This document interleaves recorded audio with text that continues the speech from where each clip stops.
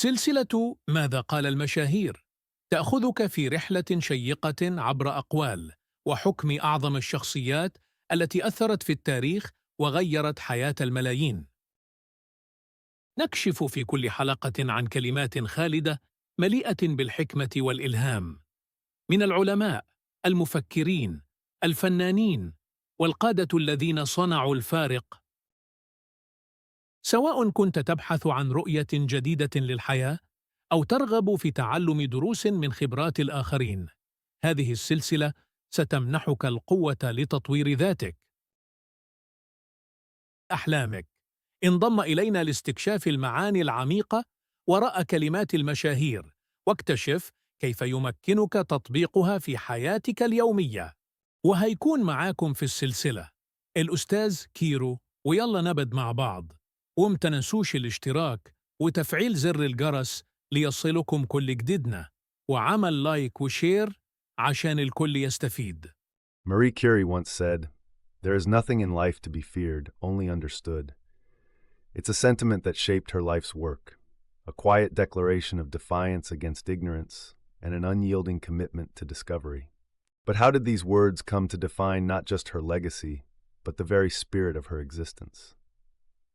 It's the late 19th century, and a young woman named Maria Sklodowska sits in a dimly lit room in Warsaw, Poland. She's just 23, and the world outside her window whispers reminders of all the reasons she should stop dreaming. The doors to higher education are closed to women in Russian-occupied Poland, and financial hardship looms over her family like a constant shadow. But Maria, she doesn't stop. She's already decided fear won't deter her.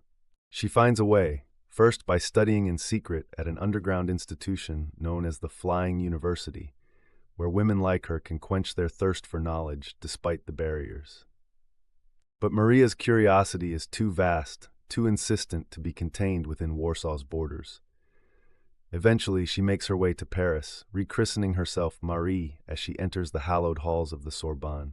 Here, she finds herself a stranger, an outsider grappling with the French language, the city's culture, and once again, the weight of poverty. Some days, it's desperation that pushes her forward. On others, it's simply the sheer, unyielding love of learning. Amid sleepless nights and empty stomachs, she dives into the study of physics and mathematics. There's no roadmap for what she's about to accomplish. There are only equations scrawled on paper, texts spread across her modest desk, and the relentless beating of her heart in rhythm with her dreams. Marie doesn't fear what she doesn't yet understand. Instead, she lets that incomprehension set a fire in her. Fast forward a few years, and Marie meets Pierre Curie, a brilliant but unassuming physicist who sees not just her intellect, but her soul. Together, they're a force of nature, one of science's most iconic partnerships. It's with Pierre that she begins her groundbreaking research into radioactivity, a term that Marie herself coins. The pair scours endless amounts of pitchblende, an unremarkable, gritty ore, with no equipment beyond what they can afford. Imagine it, a dilapidated shed, faint traces of dirt and sweat clinging to every surface, and hours upon hours of meticulous work as they isolate the tiny, luminous traces of a new element. Marie doesn't work with grand expectations or a thirst for fame. She works because she is compelled by the challenge of the unknown. And eventually, it's that very obsession with understanding that leads to a monumental discovery: radium and polonium, two radioactive elements destined to rewrite the book of science forever. You might think that recognition follows instantly. It doesn't. Her work is ridiculed at first by some of her contemporaries, dismissed by others. The idea of a woman leading the charge in physics, for many, it's inconceivable. But in 1903, Marie's brilliance can no longer be ignored. She becomes the first woman to win a Nobel Prize, shared with Pierre and fellow physicist Henri Becquerel for their collective work on radioactivity. If the story ended here, it would already be remarkable, but Marie's journey doesn't stop. After Pierre's tragic death in 1906, when a horse-drawn carriage claims his life, the world waits to see if she will collapse under the weight of grief. And truly the sorrow is profound, but fear does not stop her. Instead, she takes over Pierre's teaching position at the Sorbonne, becoming their first ever female professor, and continues their research on her own, plunging deeper into the mysteries of radium and its applications.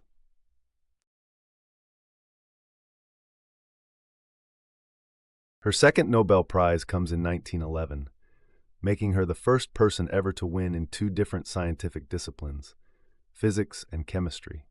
But even then, the accolades are not the pinnacle for Marie Curie. They are merely a byproduct of her deeper mission.